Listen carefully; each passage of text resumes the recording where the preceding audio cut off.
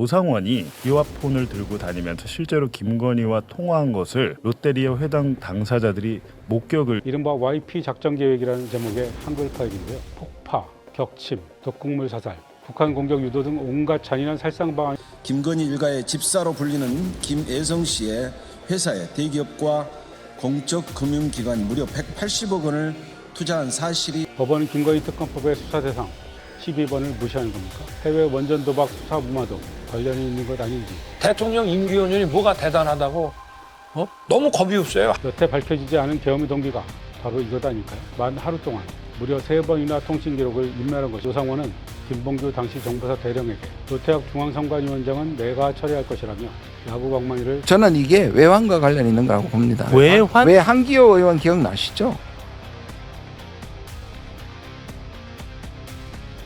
안녕하세요. 논설의 이재선입니다. 내란 우두머리 윤석열이 다시 구속됐고 박정훈 대령의 무죄가 확정됐습니다. 윤석열은 감옥으로 돌아갔고 박정훈은 항소를 취하하기로 원직에 복귀했습니다.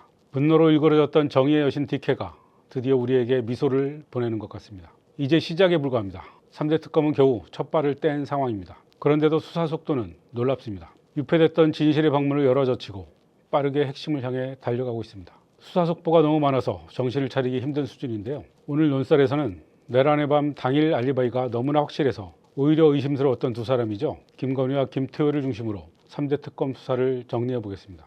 김건희 씨가 계엄날인 지난해 12월 3일 강남의 성형외과에서 3시간이나 머물렀다는 사실 기억하실 겁니다. 김건희 씨는 12월 3일 비상계엄 당일 저녁 6시 25분에 들어가 계엄 1시간 전 저녁 9시 30분까지 3시간 동안 성형외과에 있었습니다. 카니발 하이리무진 차량 번호 274-73땡땡을 타고 김 씨가 무슨 시술을 받았는지 프로포폴을 맞았는지는 중요하지 않습니다. 남편이 비상계엄 선포라는 운명을 건 도박을 감행하기 직전 아내인 김 씨가 왜 굳이 눈에 띄는 외부 동선을 택했는지가 중요합니다. 이날 김 씨가 찾은 박동만 성형외과는 대통령 자문의인 박동만 원장이 운영하는 곳이거든요. 성형외과 의사가 대통령 자문이라는 사실이 어이없긴 하지만 어쨌든 평소라면 관저로 불러서 진료든 시술이든 했을 겁니다. 그런데 왜 굳이 그 중차대한 순간에 경호원과 수행원들을 대동하고 강남 한복판에 나타난 걸까요? 나는 계엄을 몰랐다고 주장하기 위해 일부러 만든 일정 같지 않습니까? 이상민 전 행정안전부 장관은 윤석열이 계엄 당일 다음과 같이 말했다고 지난 1월 경찰에서 진술했죠. 계엄 선포 계획은 아무도 모른다. 심지어 우리 와이프도 모른다. 와이프가 굉장히 화낼 것 같다고 말했다는 겁니다. 이 말을 한덕수 전 국무총리도 들었다고 합니다. 누가 묻지도 않았는데 굳이 우리 와이프는 모른다고 먼저 말한 이유는 역시 성형외과 알리바이를 만들어낸 이유와 같을 겁니다. 물론 민간인에 불과한 김 씨가 계엄 선포 계획을 미리 아는 건 부적절합니다. 하지만 전혀 알지 못했다는 게 오히려 더 어색합니다. 대통령실 안에서 V제로로 불릴 정도로 모든 국정에 개입했던 김 씨 아닙니까? 이렇게 김건희를 꼭꼭 숨기려는 이유는 김 씨를 보호하려는 의도라기보다는 오히려 김 씨가 드러나서는 안 될 정도로 깊이 개입했기 때문이 아닐까 의심이 갑니다. 이와 관련해서 봉지욱 뉴스타파 기자는 이렇게 말했습니다. 아마 특검에서는 알 텐데 노상원 측 롯데리아 회동 있었잖아요. 노상원이 비화폰을 들고 다니면서 실제로 김건희와 통화한 것을 롯데리아 회당 당사자들이 목격을 2차례 이상 했습니다. 이 사실을 검찰에 진술을 했어요. 우리는 지금 김건희가 시켰을 것이다. 윤석열의 그 머리로 이게 할 수 없다라고 했잖아요. 여러 가지로 봤을 때 모든 결제는 김건희 했을 것이다. 그런 의심을 했는데 저는 그게 사실인 것 같더라고요. 예.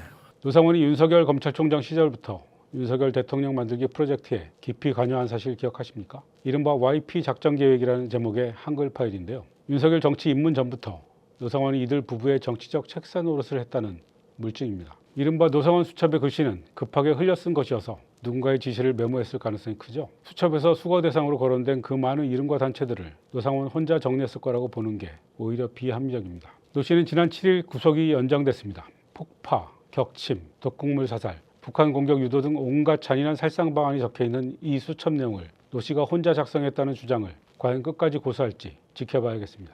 그 전에 특검이 김건희, 노상원 두 사람의 비화폰 통화 내역을 확보할 수도 있을 겁니다. 윤석열 부부가 계엄을 통해 장기 집권을 획책했던 이유는 명확합니다. 지은 죄가 너무 많아서 감옥행을 면하기 어렵다는 걸 본인들도 잘 알았을 겁니다.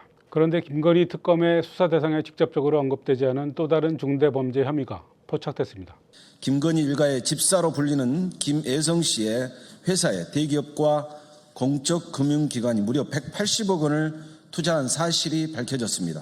해당 회사는 340억 원이 넘는 손실을 기록한 부실 기업이었습니다. 심지어 우크라이나 재건 포럼의 주최 측과 삼부토건 관련자들이 한 사무실을 공유했다는 의혹까지 제기되고 있습니다. 여러분, 김건희 엄마 최은순 씨가 350억 잔고증명서 위조 사건으로 항소심에서 법정 구속됐던 거 기억하시죠? 김혜성은 이 잔고 조작 위조 문서를 직접 만든 공범입니다. 명문대 법대를 나와 대형 금융투자사에 근무한 이력을 갖고 있습니다. 김건희와 서울대 경영전문대학원에서 만났다는데 김건희 모녀의 집사 노릇을 했습니다. 이들이 사실상 경제 공동체라는 근거가 도처에 차고 넘칩니다. 지난 4월 이미 베트남으로 도망갔는데요. 특검이 김 씨의 여권을 무효화하겠다고 합니다. 김여성이 주요 주주로 있던 렌터카 업체 비마이카와 김건희는 설립 당시부터 특수관계였습니다. 김건희가 이사로 재직했던 도이치모터스가 비마이카의 BMW 50대를 싼 값에 빌려줬고 비마이카는 김건희의 전시회에 협찬을 합니다. 김건희가 비마이카 계열사 이사로 이름을 올리기도 합니다. 대기업과 금융회사들이 부실덩어리 렌터카 회사에 누구를 보고 200억에 가까운 거액을 투자했을까요? 더구나 카카오 모빌리티 등 투자 대기업들은 당시 공정위와 금융당국으로부터 조사를 받고 있었습니다. 약점이 잡혔던 겁니다. 전형적인 후진국형 권력비리라는 의심이 듭니다. 그런데 서울중앙지법이 김여성과 관련한 압수수색 영장을 기각했다고 합니다. 건진법사 관련 압수수색 영장도 기각됐습니다. 특히 김여성 관련 사건은 특검의 수사 대상이 아니라는 이유까지 밝혔다는데요. 법원은 김건희 특검법의 수사 대상 12번을 무시하는 겁니까? 대기업과 금융공기업 등이 대통령 부인이 관련된 부실회사에 수백억을 투자했는데 이게 수사 대상이 아니라는 법원의 주장을 여러분은 어떻게 생각하십니까? 압수영장 발부율 99%를 자랑하며 영장 자판기라는 비판을 받았던 사법부가 드디어 인권 수호천사가 되겠다고 작심한 건가요? 왜 우리 사법부는 윤석열 앞에만 서면 인권을 중시하게 되는 걸까요? 내란 재판을 하염없이 지연시키고 있는 직위원 재판부는 여름 휴가까지 챙기겠다고 합니다. 내란 청산을 가로막는 사법부의 행태에 대해서는 꾸준한 관심과 비판이 필요합니다. 건진법사 전상배로부터 샤넬백과 다이아몬드 목걸이 등을 선물 받았다는 의혹은 통일교 게이트로 번질 조짐입니다. 김건희 특검이 지난 8일 이와 관련해 경찰청과 춘천경찰서 등을 압수수색했는데요.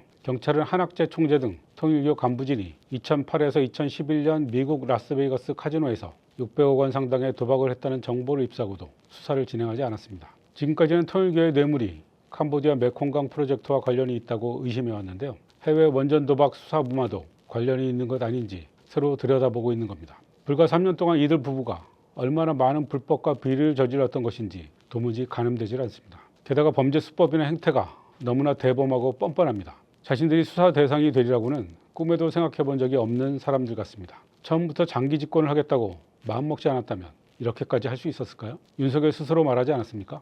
대통령 임기연연이 뭐가 대단하다고 너무 겁이 없어요. 하는 거 보면은. 당시엔 문재인 대통령을 비난하는 말로 해석됐지만 지금 와서 보면 나는 5년으로 만족하지 않는다는 뜻으로 읽힙니다. 여태 밝혀지지 않은 계엄의 동기가 바로 이것 아닐까요? 손바닥에 왕자를 쓰고 온 국민에게 레이저 쏘듯 보여준 사람입니다. 왕처럼 영구 집권하려는 의도를 처음부터 갖고 있었다고 볼 근거가 충분합니다. 내란의 밤 당일 김건희 씨만큼이나 명확한 알리바이를 댄 핵심 관계자가 한 명 더 있죠. 측근 중에 최측근 김태호 당시 국가안보실 1차장입니다. 계엄 당일 언론인과 저녁 식사 중이었다고 밝혔는데요. 어떤 기자와 어디서 저녁을 먹었는지는 말한 적이 없습니다. 어쨌든 계엄 선포 계획을 전혀 몰랐다는 듯이 행동했습니다. 하지만 지난해 12월 12일 오전 10시부터 다음날 오전 11시 20분까지 약 25시간 동안 휴대전화를 3차례나 바꾼 사실이 드러났죠. 만 하루 동안 무려 3번이나 통신 기록을 인멸한 것입니다.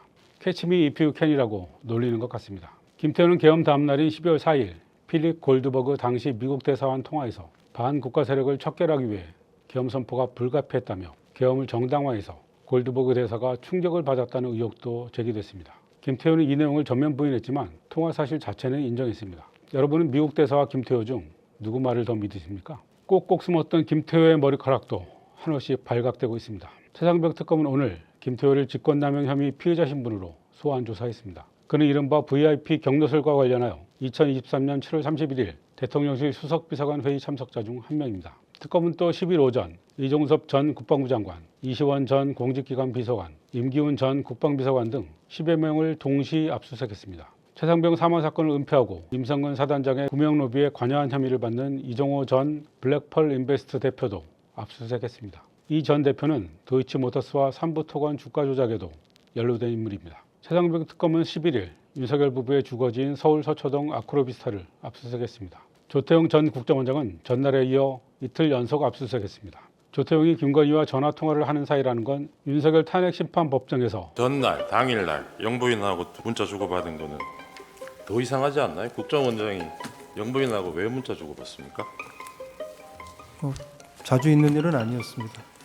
임성근 사단장 부인과 김건희 측근이 연락을 취한 정황도 특검이 포착했습니다. 김건희가 임성근 구명 로비 과정에서 어떤 역할을 했는지 조만간 밝혀질 것 같습니다. 김태호는 내란 특검의 소환도 피하기 어려울 겁니다. 평양에 보낸 드론이 추락하자 윤석열이 박수치며 좋아했다고 하죠. 바로 그 무인기 작전이 군의 지휘 체계를 무시하고 국가안보실을 통해 김영대 드론 작전 사령관에게 직접 하달됐다는 증언이 있었습니다. 최근에 특검이 이와 관련한 녹취 자료를 확보하기도 했습니다. 또한 김태호가 2023년 6월 강원도 HID 훈련장을 방문했다는 사실이 확인됐고 HID 장교가 대통령실 안보실로 파견 나와 근무했다는 사실도 확인된 바 있습니다. 이 장교는 안보시 2차장 소속이지만 1차장인 김태호에게만 보고했다는 의혹도 있습니다. 뭔가 그림이 그려지십니까? 검찰이 작성한 노상원 공소장을 보면 노상원은 비상계엄 다음날인 지난해 12월 4일 새벽 5시 40분에 선관위에 도착해 정보사 의원들을 지휘할 계획이었습니다. 정보사령관 출신인 노상원은 김봉규 당시 정보사 대령에게 노태학 중앙선관위원장은 내가 처리할 것이라며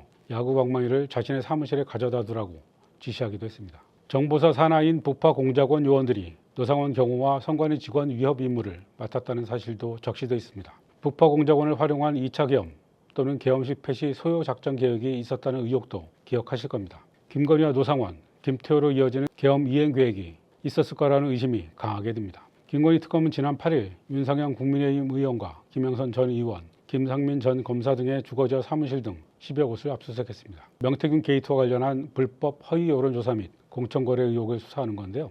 원희룡 전 의원은 출국 금지됐습니다. 양평 고속도로 노선 변경 의혹 및 삼부토건 주가 조작 사건과 관련한 우크라이나 재건 프로젝트에 연루된 혐의입니다. 내란 수계 윤석열은 서울구치소 10제곱미터 크기의 독방에 갇혔습니다. 이제 전쟁을 일으키려 한 외환 혐의와 관련해 집중 조사를 받게 될 겁니다. 윤석열 정부가 우크라이나에 우리 군에도 부족한 최첨단 장애물 개척 전차 등 총 300억 원 규모의 장비를 무상 대여했다고 하는데요. 우크라이나가 요청하면 반납을 면제할 수 있는 조항이 있다고 합니다.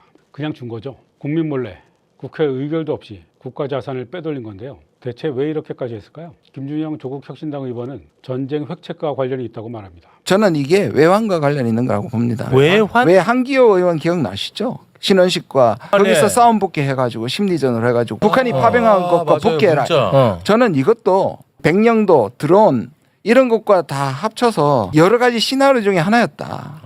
파병까지 생각하고 있었다고 저는 생각합니다. 계엄 40여일 전인 지난해 12월 24일 군 출신인 한기호 국민의힘 의원이 신원식 당시 대통령실 국가안보실장에게 보낸 메시지가 카메라에 잡혔는데요. 러시아에 파병된 북한군을 공격해 피해를 주고 이를 대북 심리전에 활용하자는 제안입니다. 신 실장은 잘 챙기겠다고 답합니다. 이때 윤석열 정부와 국민의힘은 우크라이나 파병론에 군부를 떼던 상황이었습니다. 우크라이나에 파병된 북한군과 우리 군이 현지에서 충돌하게 하자는 위험천만한 계획을 꾸미고 있었던 건 아닌가요? 이 충돌을 빌미로 북한을 공격하려는 시나리오가 있었던 것 아닐까요? 국방부는 우크라이나 무기 무상 대여에 대한 김준영 의원의 질의에 사실을 시인했습니다. 하지만 국방부 결정이 아니라 국가안전보장회의 의결사항이라고 해명했습니다. 대통령의 의장인 NSC가 결정했고 자신들은 따랐을 뿐이라는 겁니다. 그리고 계약 조건대로 우크라이나가 요청하면 회수하지 않을 계획이라고 합니다. 윤석열 정부 사람들에게선 도무지 애국심이란 걸 찾아볼 수가 없습니다. 형법상의 외환죄가 될지 아니면 일반 이적죄가 될지 또는 부승찬 민주당 의원이 주장하는